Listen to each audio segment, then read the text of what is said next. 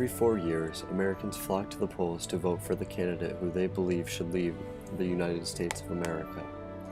Though the candidates change from year to year, there's always one question that remains the same. Will the president be a Democrat or a Republican? These two parties, the Democratic Party and the Republican Party, sometimes known as the GOP, short for the Grand Old Party, have dominated American politics for the past 200 years. But why?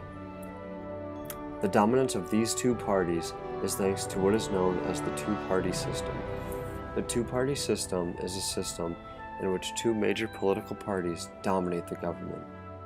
Though most governments have two large political parties that dominate, many Western democracies, such as France and Germany, still have several relevant third parties elected regularly. This is not the case in the US, where almost all elected officials are Democrats or Republicans. To understand how the two-party system came to fruition, you must first know the history of American political parties. After a hard-fought victory against the British for independence, American fighting would continue, not on the battlefield, but in the courthouses and Congress. Arguments over whether or not the freshly written Constitution should replace the good-intentioned but weak Articles of Confederation broke out, splitting politicians into two major parties: Federalists, who supported the change, and Anti-Federalists, who opposed it. Eventually, Anti-Federalists were won over by a proposed Bill of Rights that would ensure the American people would not be abused by the strong central government. However, Federalist victory was short-lived. A new political party, the Democratic Republicans, would soon form a new interpretation of the Constitution. In the end, this new party would phase out its Federalist predecessor, supporting an ideology of states' rights and a strict interpretation of the Constitution. Though this victory achieved a sense of unity, the party would soon split again, this time into the Democratic Party and the Republican Party, the same ones but different in ideology, that are so present in American politics today. Before all of these splits in political parties, one of America's most prominent founding fathers would speak on this topic. In his 1776 farewell address, President George Washington would warn against the forming of political parties and involvement in foreign affairs. Today, we know America did not heed Washington's warning through the constant media coverage of political parties, as well as our foreign affairs in other countries.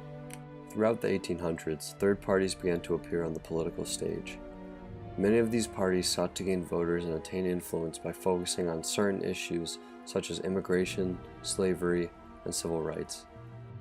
These parties include the Whig Party, the Know Nothing Party, the Free Soiler Party, and the Populist Party. Though some of these parties would see moderate success, very few would ever see many of its members be elected to public office, with some notable exceptions.